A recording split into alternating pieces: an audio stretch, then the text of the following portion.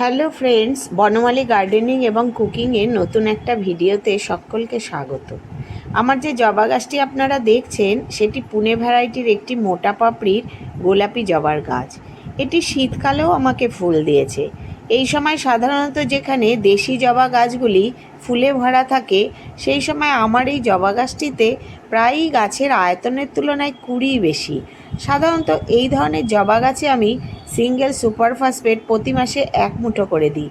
আর এই 5 মিশালি সার, যা আমি বাড়িতেই তৈরি করি, হাড় গুঁড়ো, শিংকুচি, অল্প নিমখোল, অল্প ম্যাগনেসিয়াম সালফেট ও পটাশ দিয়ে তৈরি করি। তার সাথে অল্প ভার্মিকম্পোস্ট বা পুরনো গোবর সার অল্প মিলিয়ে দিয়ে গাছের গোড়া খুঁচিয়ে জল দিয়ে দিই। এই অল্প কেয়ারিংয়েই আমার এই গাছটিতে পুরো কুঁড়িতে ভরা থাকে। আপনারাও এই গাছ বাড়িতে লাগান, তাতে কম কেয়ারিংয়ে আপনি খুব সুন্দরভাবে এই গাছ করতে পারবেন।